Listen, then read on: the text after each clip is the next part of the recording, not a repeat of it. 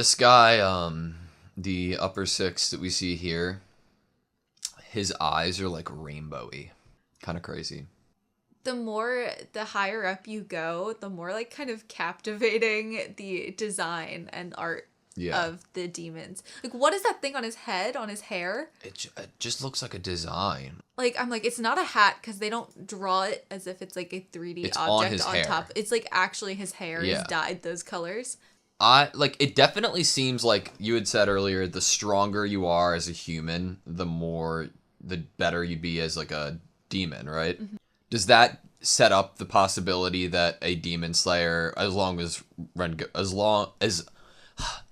Rengoku's death and the Akaza question of trying to get Rengoku to become a demon, does that set up a story plot where a demon slayer is a demon? Like it has been in the past or is an upper rank? Well, I'm sure not all demon slayers had like flawless loyalty to the demon slayers and to staying that way forever. I mean, some people, if they were at like death's door, you know, they could completely reject their morality or their humanity, despite whether they're a demon slayer or not. So potentially someone in the past could have said yes to the offer that Akaza offered. Because that would make an insanely powerful demon, right? Mm-hmm. But then again, maybe it hasn't happened since Akaza you'd think Akaza would have referenced it if it had. Yeah. This guy seems crazy though. It's hard to believe that they'd show us this upper rank demon and him not be alive. Like it still exists in this world. I agree that the silhouettes did not look exactly like him, but you'd think like it would be weird. The only reasons he might not be around anymore is if a demon slayer was strong enough to kill him, which we know there had not been any upper six who has died. Or Muzan, he failed to... We learned from Muzan that if someone says the wrong stuff to him or goes against something that he wants, he has no regrets in eliminating them. So, could have been one of those situations. Master is in awful shape. It looks like how the poison is drawn. Maybe like a more muted purple, though. So I'm not really sure what sickness this is. I don't know, but him saying, "You, the sole blemish on my family," is based, as far as I'm concerned, they're in the same family. Is he descended from? I'm assuming that, right? We did wonder if the master of the house, it was a family thing, like it was passed down, you know? Well, we can go with there's obviously like a stressor on familial lineage in this show. Whether it's Rengoku and his family, whether it's Tanjiro's mark and having passed with the Hanafuda earrings being important, it would add up that they're from the same family. Why does this, like, what's the disease? Is it passed down through male heirs of the family? Because obviously it didn't look like the daughters had it, right? Or maybe it's something that gets worse with age. Did Muzan give this curse to them and their family? Or I thought that maybe this was just the master was sick with something actually like a more human illness. But also, like, how can you be related to the first ever demon? Because then that begs the question, how did the first ever demon become a demon? No, we don't know, because it happened so long ago. No one has, like, record of, like, how Muzan came to be. Yeah, and, like, I don't know. That it's obviously a crazy good question how Muzan came to be, because at this moment in time, I'm not thinking a demon just randomly appeared. I'm thinking a human did something to change himself into a demon. Mm-hmm. I just don't know how that happens. Imagine, like, this guy is taking on... The whole family is taking on the responsibility of one of their past family members messing up. Yeah. Like... And imagine the hurt of, like, you're also basically, in a way, the father or the caregiver for all of these young people that are joining the Demon Slayers. Yeah. They all have so much love and respect for him. It's like, and we saw from, like, Tengen had it too, like... All of the Hashira look at him with such, like, reverence and love and respect. A father to many kids as well as the other demon slayers. Yeah, you're right. The Snake Hashira, like it said, like there's so many young people dying, right? Mm-hmm. They're not having a lot of promise, it seems, and or the demons are getting stronger, so no one can like get up to their true potential. I think it's really interesting that we get to see, like, I guess the demon's perspective from a demon that we know now. Like, they're showing us, like, the upper rank, like, I guess, lifestyle and, like, the potential meeting and stuff like that from Akaza, a demon that we're somewhat familiar with. I think that's pretty cool. And, like, my feelings specifically about Akaza have kind of become more complex. Yeah. Because of, we saw, obviously, how Muzan treats him. Mm-hmm. And it almost just feels like he's in an abusive family. It's like a controlling, like you're trying to basically please a narcissist. And it's like you feel like this sympathy, like in your human life, things might not have been like amazing or perfect, but is it really worth entering the demon life that you basically are terrified that you might mess up and get murdered by the person that like saved you? Yeah. I definitely, it's an interesting feeling because there's nothing close to sympathy I have for Akaza because he fucking killed Rengoku. Right. But it's just more complex. It's more complex, and I'm more like attached to him as a character because we've seen the way that he was treated by Muzan. I think it just makes me hate Muzan more. Is what agreed. It does. And I want to learn about Akaza more. I would love to learn about Akaza. If Muzan inevitably dies, are they going to do like a backstory that's sad? Because I don't want to feel for him. I don't think so, because I feel like if you're the first ever demon, you chose to be a demon for maybe more power-hungry reasons. I don't know, to get to the point where Muzan, like, is kind of his philosophies on life. I don't know. What if this disease is hereditary and Muzan had it himself and was trying to cure it, and through the cure he became a demon? I like that. I like that theory. Damn, dude. I wonder how long ago it was. I want to know so much more. I love that he was like so in this state of being so sick. He was saying so much like words filled with hope. Yeah, and optimism. Fate is about to take a dramatic turn. This is an omen, you know? The consequences will be widespread. You know what? The one thing that I wish we had in this finale that I didn't get is at the end of Mugen Train, we got all of the Demon Slayers learning of Rengoku's death. And I fucking felt that in the core of my body. I wish we got all of the Demon Slayers learning that an upper rank was defeated. That would have been nice. I wish that happened. I would have loved that to happen. I think I would have liked that. Yeah. I like that it seems like Tanjiro is soon going to be able to be Hashira level. Does that put him like flat out above Zenitsu and Inosuke? At the moment, I think Tanjiro's always been a step ahead of them because he's main character.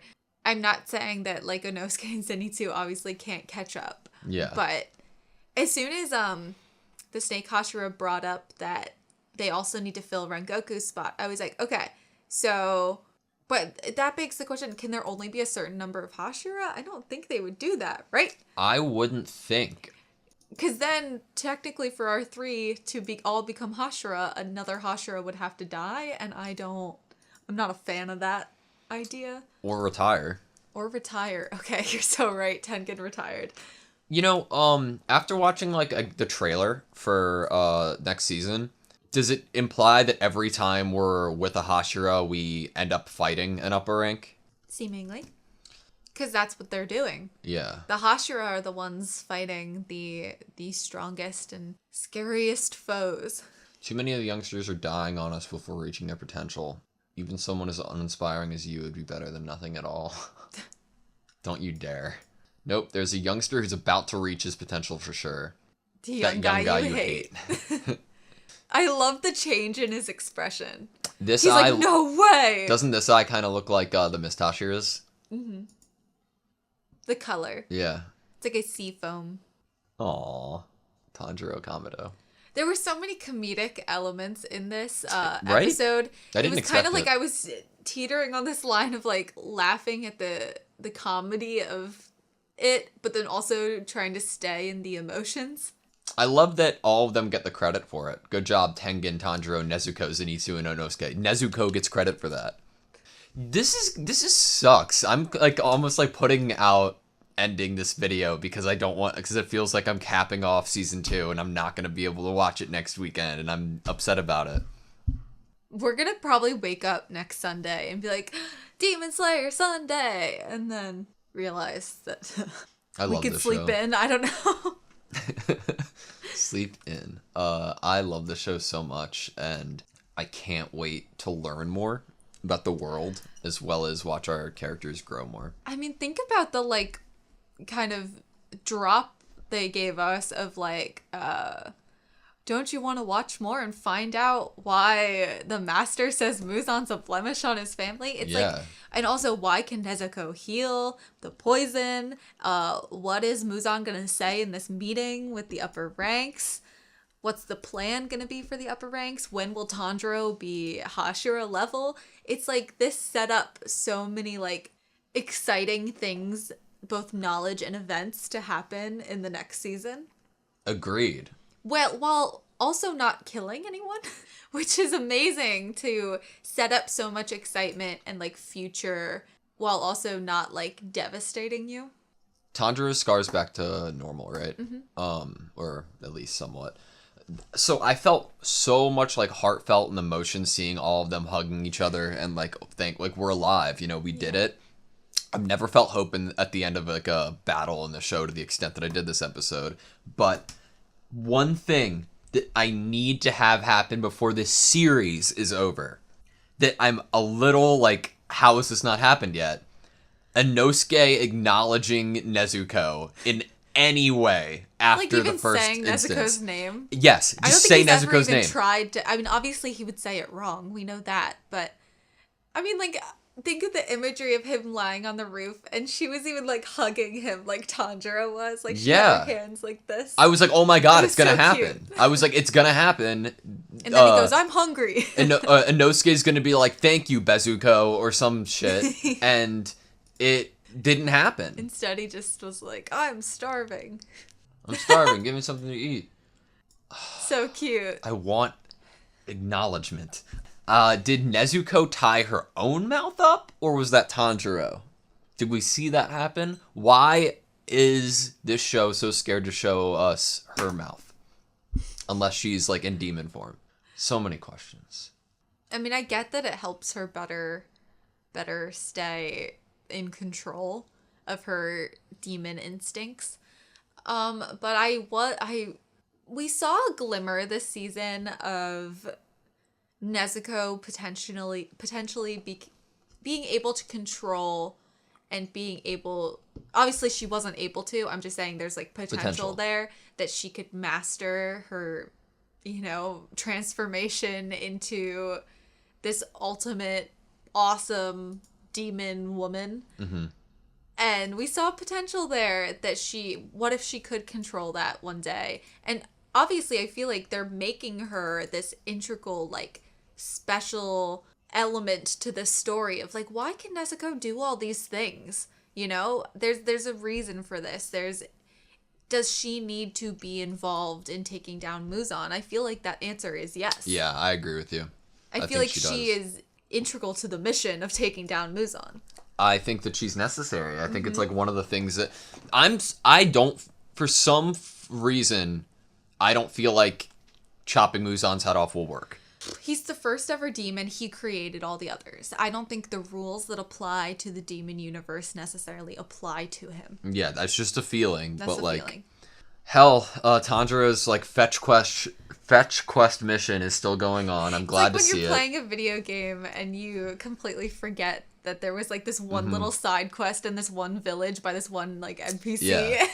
And then you look back and you're like, oh wait, there's that one thing where I was supposed to get something. I wonder if that, like, is that gonna end up being a cure? Well, this is a great sample. Yeah. So who knows? What the samples are to make a potential cure, right? Even just to study them more because they're closer related to Muzan, it could potentially give Nezuko more control over her body. Even like That's there's true. other things that it could do other than cure. When Nezuko I guess fired back and helped stop, the explosion from Gyutaro, was she in just her regular form? Little tiny. It seemed It like looks she like she grew grew up a little Yeah, grew bit. a little bit. No Maybe horn to her though. normal. I think it was more just like her actual age Yeah, and body. but no horn or anything, right? No. Yeah. So freaking cool though. So cool. And then the title screen, that was so cool. Okay, well, I enjoyed this episode just like every episode of this show. Doesn't that make you want to go back to see what the explosion looked like at the end of last episode? To see if we see any note of color change? I don't think we did. Didn't we get some of that in this episode? Didn't we get to re-see it or something? No, I guess not. I don't think so. Do you want to, before we end it, do you want to see if that... Yeah. Because it was like a different color red. It was, Hers is for a sure. pinky red. So I was wondering Yeah. if you'd see kind of the... I mean, it could be cool if they put that in as like a little Easter egg. I feel like they wouldn't, because then I feel like people could guess that that was a thing. Well, I didn't even think it was a possibility. Okay. And then this is where she would have done it. Yeah. They all disappeared. So, yeah, I don't think you could have been able to Did she just tell. protect herself?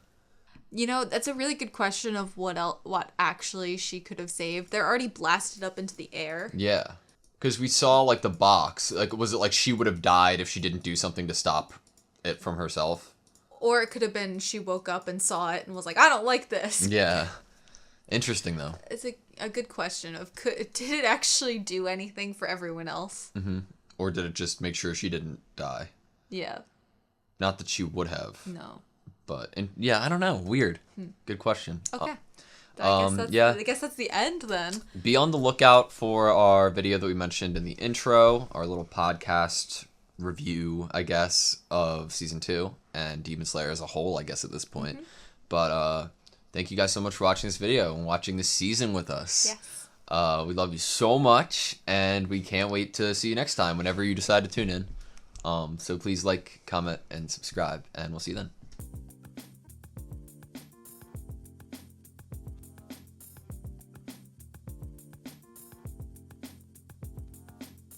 Obviously, I feel like they're making her this integral, special element to the story of... Obviously, I feel like they're making her this integral, special element to the story of...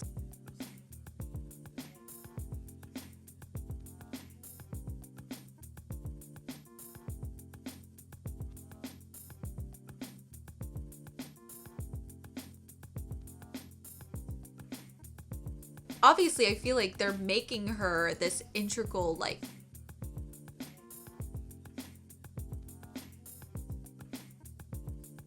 Obviously, I feel like they're making her this integral,